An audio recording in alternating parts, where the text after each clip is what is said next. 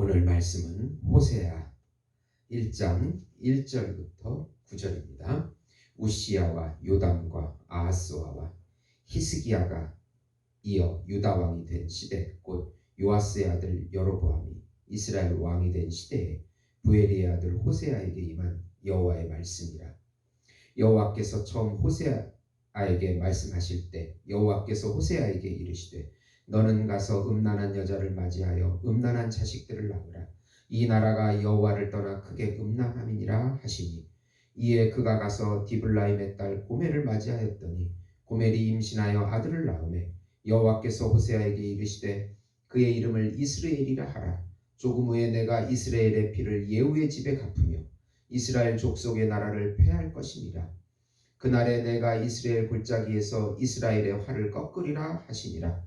고멜이 또 임신하여 딸을 낳으매 여호와께서 호세아에게 이르시되 그의 이름을 롤루하마라 하라. 내가 다시는 이스라엘 족속을 긍휼히 여겨서 용서하지 않을 것임이니라.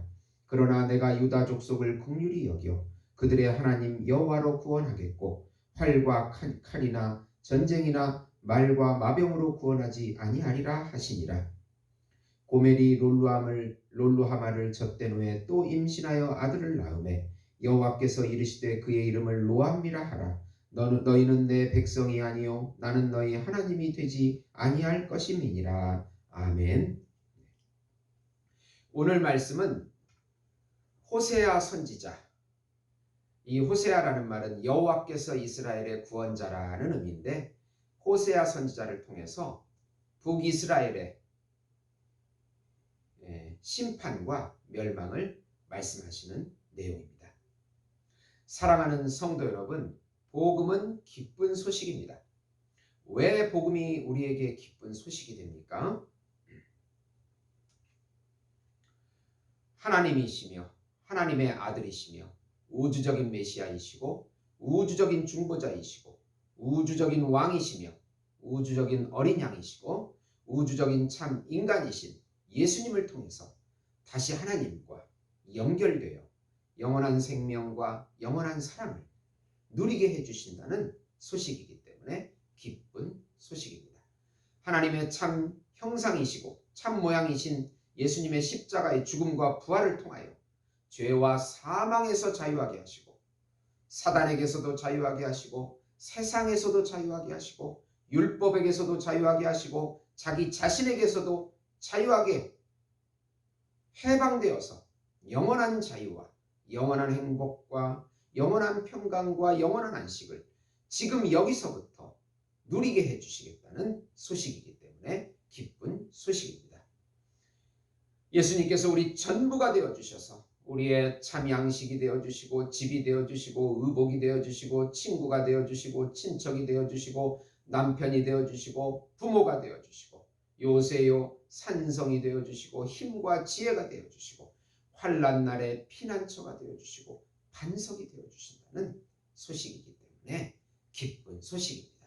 이 기쁜 소식을 믿음으로 누리시는 성도 여러분이 되시기를 예수님의 이름으로 축원드립니다. 이 호세아 선지자는 북이스라엘의 여로보암 예후 왕조의 세 번째 왕인 여로보암 2세 때 이스라엘의 멸망을 회개하지 않으면 이스라엘이 멸망한다고 하는 그 말씀을 전한 선지자입니다. 우선 하나님께서는 호세아에게 음란한 여인을 취하여 결혼하고 음란한 자식들을 낳으라고 명령하십니다. 하나님께서는 호세아에게 음란한, 이거 제누임이라는 말인데 매춘부를 의미합니다. 매춘부 여자를 택해서 결혼하게 하십니다. 이것은 하나님과 이스라엘의 관계가 이렇다는 것을 보여주는 상징입니다. 호세아에게 하나님의 가슴 아픈 심정을 깨닫도록 이렇게 하신 것입니다. 자신과 이스라엘의 관계가, 자신이 아내인 하나님이 남편이고 아내인 이스라엘이 음란하게 우상 숭배를 하기에 그 심정을 깨닫게 하기 위해서 그렇게 하십니다. 음란한 여인을 거룩한 아내로 만들려는 하나님의 숨은 의도도 있습니다. 성경은 이런 식으로 하나님의 심판과 아픔을 선지자에게 가르치십니다. 예레미야에게는 유다의 멸망당하는 심정을 가르치기 위해서 결혼을 아예 하지 말라고 하고, 에스겔에게는 바벨론에 있는 그 포로로 잡힌 백성들에 대한 하나님의 심정을 가르치기 위해서 아내를 일찍 데려가기도 합니다. 가정을 통해서 하나님의 심정을 느끼게 하고 백성들에게 선포하게 하나님의 말씀을 정말 리얼하게 선포하도록 하시는 것입니다.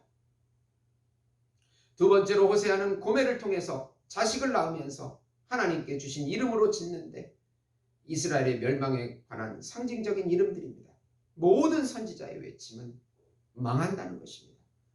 혼합되면, 섞이면, 세상 나라와 섞이면, 우상 숭배하면, 바알과 아세라에 빠지면 망한다는 것입니다. 첫 아들은 이스라엘, 하나님께서 흩으신다.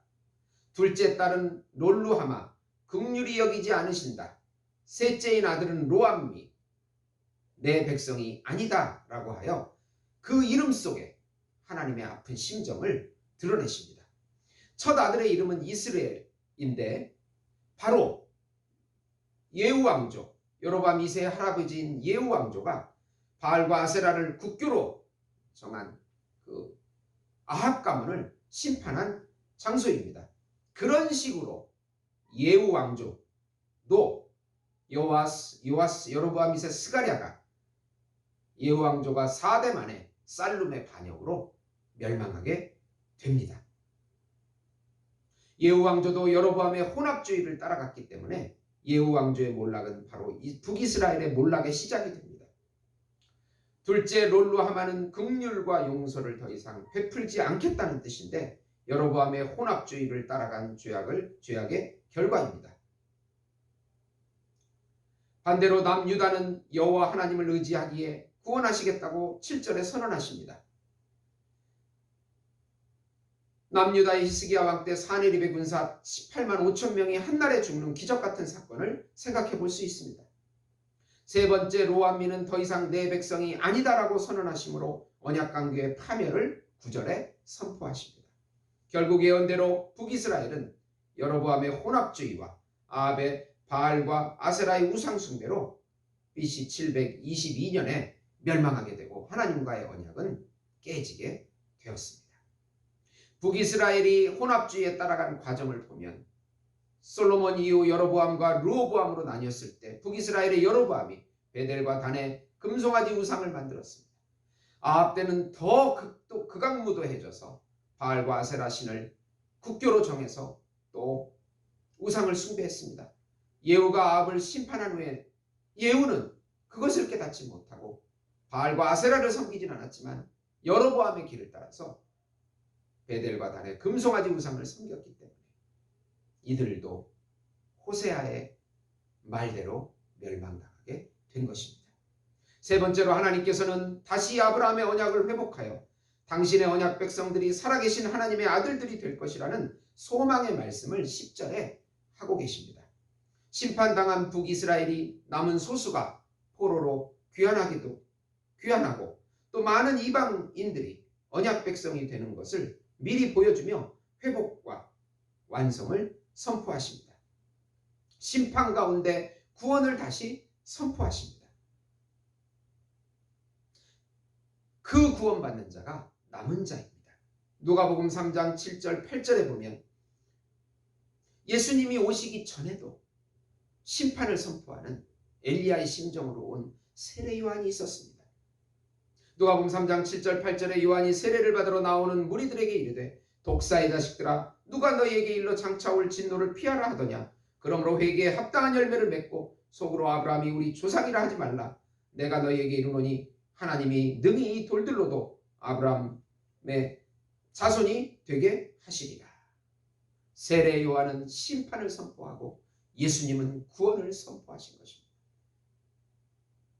호세아는 그 미래를 바라보고 이스라엘의 남은 자와 열방의 이방인들로 채워지는 하나님의 나라를 바라본 것입니다. 사랑하는 성도 여러분, 우리 안에 지금 혼합주의적인 신앙은 없는지 점검해 보시고 다시 예수님 안으로 들어오시고 예수 이름을 부르시고 예배와 선교의 사명을 감당하는 거룩한 나라의 백성의 삶을 살으셔서 하나님의 은혜와 축복을 맛보시는 우리 예수목장교회 성도 여러분이 되시기를 예수님의 이름으로 축원드립니다. 기도하시겠습니다. 하나님 아버지 감사합니다. 우리 안에 혼합주의 신앙을 회개합니다. 바알과 아세라 같은 음란이 들어온 것을 회개합니다. 하나님보다 물질을 따라간 것을 회개합니다. 우리 나라와 교회와 가정을 다 회복시켜 주시고 다시 우리 예수의 이름을 부르는 거룩한 예수 생명 공동체가 될 수 있도록 인도해 주시옵소서. 예수님의 이름으로 기도드리옵나이다. 아멘.